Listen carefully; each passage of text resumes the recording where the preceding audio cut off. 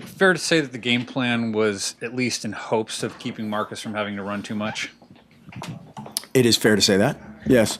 I think anytime you have a quote unquote limitation of any kind, you're going to game plan for it. If you're not a great cover corner, you're going to get some help for the corner. But I thought he played really well, threw the ball away a couple times, which is something that I was trying to hammer to him, from improvement standpoint. He's always a guy that's going to go down with the ship almost and trying to make a play. And I think the couple of decisions he made to throw it away, and he was fighting himself on the one that kind of slipped out of his hand. But again, we'll take that guy every day, every minute. We'll go to battle with him anytime. Question. All right. Right here in the middle.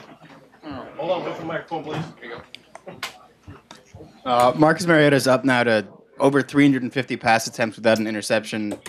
How much can be said just about there not being even a tip drill where a receiver just sort of lost the ball, and the things that the whole team is doing as a unit to keep that streak going? It's unbelievable. I mean, I almost want him to throw it one just to start a game, just lob it up to the free safety, because it's one of those. It's just bizarre. I mean, it's inexplicable that there were a couple tip balls last week and a couple tip balls this week that for whatever reason have found the turf, and it's phenomenal. And again, that's an 11-man deal. The stuff that we did in the passing game, better this week was because we were running a little bit better routes, a little bit sharper cuts. We were catching the ball for the most part, and he threw it away a couple times when he should have.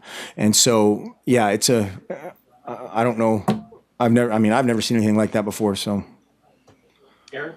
Coach, back here. To your right, rear.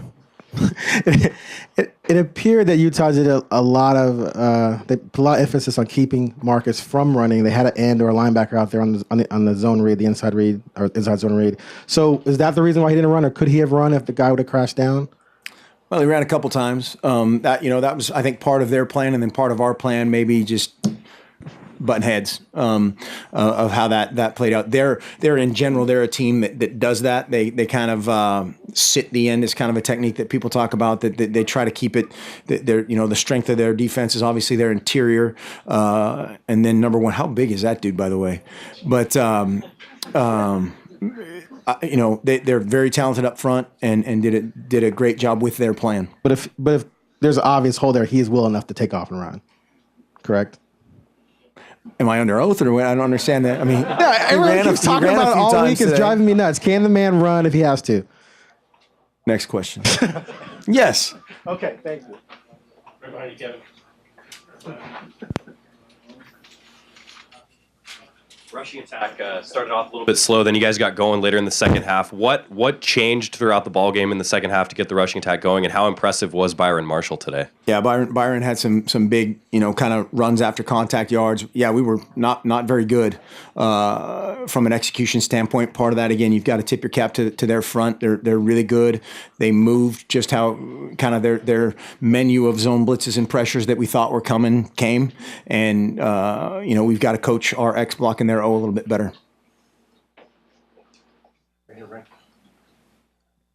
Mark, were you prepared for Scholes, or did you kind of not know what to expect with him with replacing at the end there? Well, there's there's a little bit of film on him. He played quite a bit against, who was it, SC? I think he played a lot in that game, and we had seen the tape on him. Obviously, we didn't know that was going to happen until I don't think anybody else did, which was late last night. But I thought he did. He played really well under the circumstances, and we had to try to force him to win the game, and our guys executed a little bit better. In the back, Warren. Mark, Utah beats Stanford. Ducks have a tough time with Stanford. Is that called the transitive property for A, right? Is it A equals B and B equals C, then A equals C? Yeah, okay. So now we're undefeated again. Exactly. I'm done. Like your style. What's the drastic difference between those two teams? Human beings.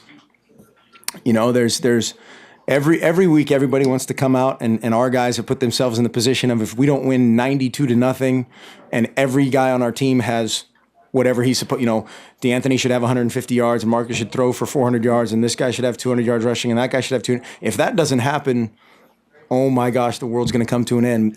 These are all humans, and I'm a human, and I'll make a million mistakes, and we have guys that make mistakes. You know, it's somewhere in between. I don't know what the greatest thing in the history of the world, and us having to blow up the program because we lost one game. And the reality of those two poles is somewhere. That was a dumb answer. Way in the back, hiding behind the camera. Can you talk about the team's resiliency and its ability to answer after Utah scored? Yeah, I thought our guys. Again, I love this team. These guys are tough dudes, physically and mentally. And the big score, not only before halftime, but then in the second half to the kickoff return was huge. There was a little momentum. Can't say about anything, but I thought we had them stopped on that first drive of the second half.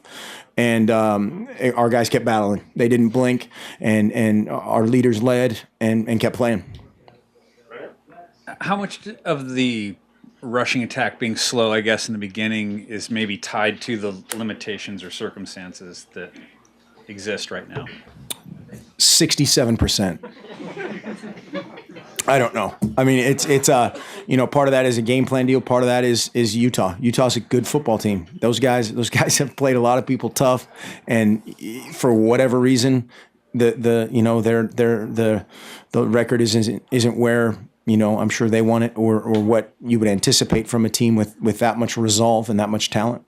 Do you see your own rushing attack being limited because of Marcus's limitations? We have to find a way to do whatever we can. We don't get an excuse for anything.